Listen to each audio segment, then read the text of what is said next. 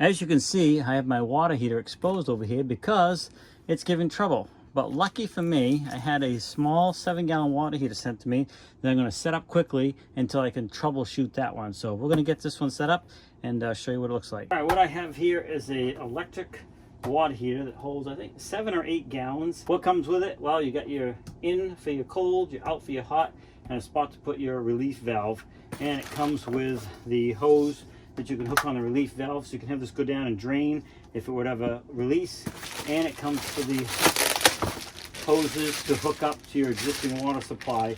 So let me get this hooked up and show you all together, and then we'll turn it on and go feel how hot the water gets. So I got it all hooked up here. What I'm probably going to end up doing is hanging it on the wall, and it does come with the bracket for hanging it on the wall as well. It does come with Teflon tape. I already have my own, so I didn't use this. But you want to Teflon all the fittings, get everything hooked up. We got it all tied in, the cold coming in, hot going out, tied into the system. All we got to do now is plug it in. But as you can see, it's very easy to hook up. Your relief valve goes here. You get this, you don't have to put this on, but we put this on and put this down to a hole in the floor outside. So if it were to spring or blow for whatever reason, that water is going to go outside, not flood inside here. And then of course you got your cold and your hot.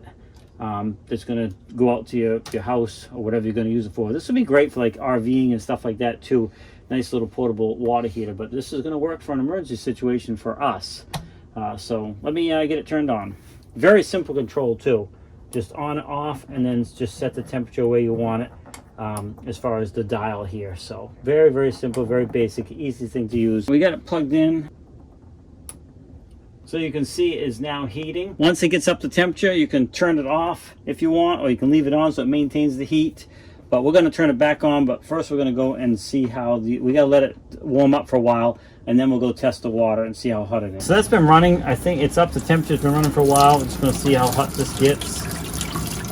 It's a little bit of ways away because we tied into the other one, but that's all right. We just want to make sure we have some warm water. Oh yeah, that's warm. Yep, that's warming up nicely. You can definitely do dishes with that, no problem. Shower. Now you have to take quick showers for now, but again, this is just an emergency fix for us so we can get this other water heater fixed. So yeah, definitely gonna be happy with that. This is gonna help us out a lot. Well, I gotta say, this is not a permanent fix for this situation, but it's certainly gonna get us out of a bind. But you can use this, I think I said already, like in an RV, or if you have a big space under your sink and you wanna just use a little bit of hot water, not off a big water tank in your house, then this is a fantastic option for that. These guys were nice enough to send this out to me so I could unbox it, hook it up, and kind of show you what it works, how it works. Very, very simple system to hook up. So very, very easy to do. And you just got this very simple dial here. You're just going to turn it on, put the temperature on where you want it, and you are good to go. But you have basically 3 lines and a power cord, and that is it. You are up and running. So I want to thank them again for sending it out. I really appreciate it, and hopefully the short video helps you out. But now, if you click that order button, at least you know what you're going to get.